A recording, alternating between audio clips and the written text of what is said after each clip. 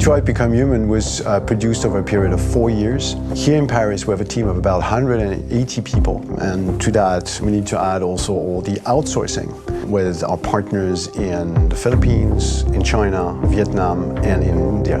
So when we started working on this story, I had to imagine where Kara was built. And for whatever reason, the city of Detroit came very quickly to my mind because it had already an incredible story by itself full of history and themes.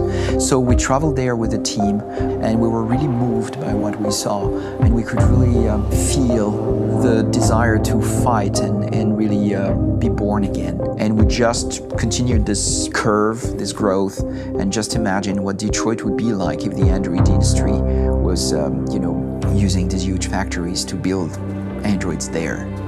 A very strong element in Detroit is that there's a lot of industrial wasteland and a lot of nature too, and for us, the graphic designers, it was an incredible playground.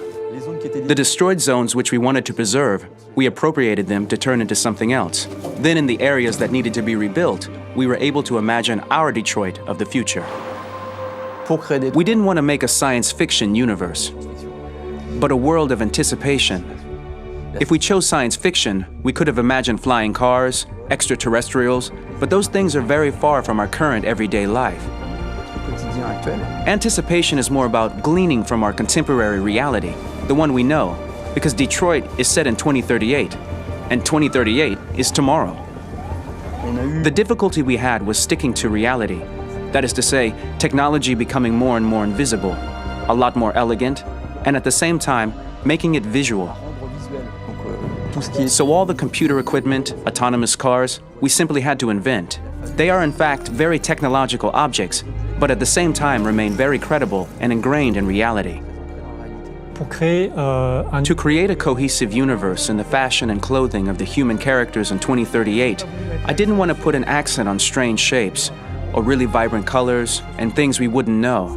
That I wanted to keep for the androids. The goal was to create something familiar which we can identify with in this future setting.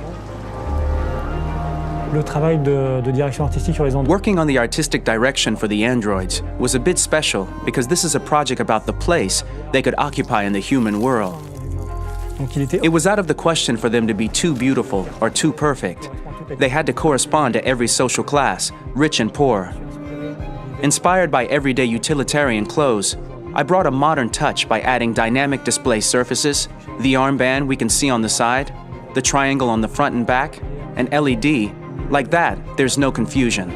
Wait. You're sending an android? All right, ma'am. We need to go. You can't do that.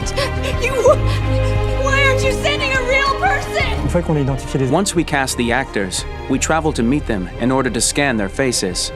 We record the structure of their face with the scan, and we record the colors and patches of skin with photography. Once we have this information, we will use this as a basis for modeling and creating the characters.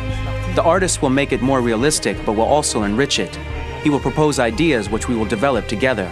Finally, we will have a character with character who corresponds to the project in the world. When the actors come to Quantic Dream, we show them the design, what their image will be, and what they will look like in the game. This extra information gives them another dimension and color to connect with emotionally.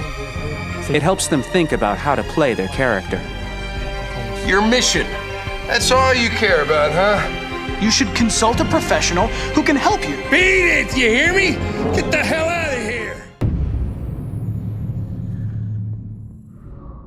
PlayStation.